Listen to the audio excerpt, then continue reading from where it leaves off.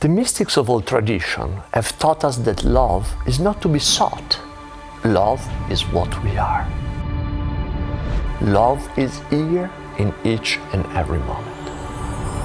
But today we mostly seek love in intimate relationship. In fact, we have made the words love and relationship almost interchangeable. The expectation we have today towards our intimate partners are an all-time high. We expect from a single person now what we used to receive from an entire village. We want security, we want passion, we want to be met emotionally, intellectually, sexually, and even spiritually.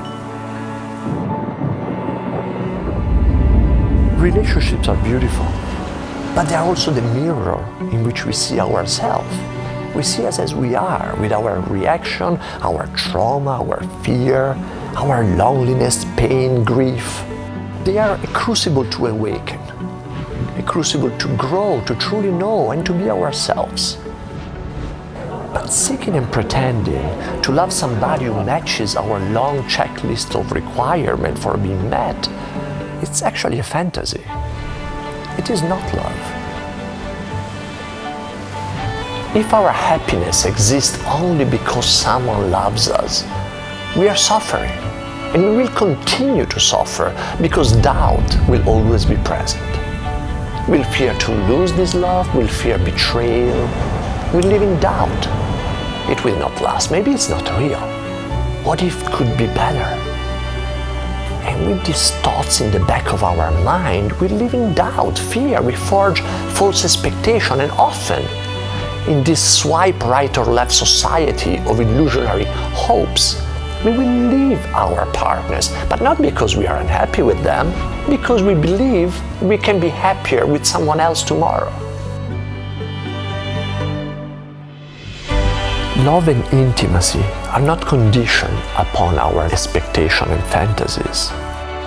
When we humbly feel our own need for feeling safe and we don't project it into another human being, all of a sudden, a deep psychological and emotional transformation happens.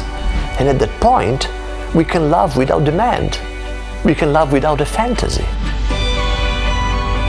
The purpose of relationship is not to provide consistent feelings of safety, certainty, connection, and necessary validation. It is not designed to feel as if in all the way in which we feel incomplete.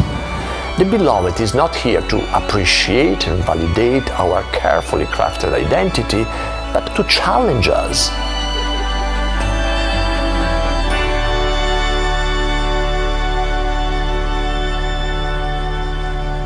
Relationships are an invitation to step into the unknown and to tap into the essence of our own heart.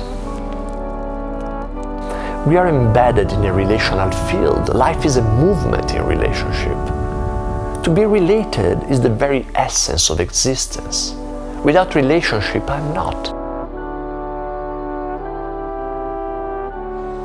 Relationships invite us to be here and now, present to the moment, while we no longer limit the expression of love.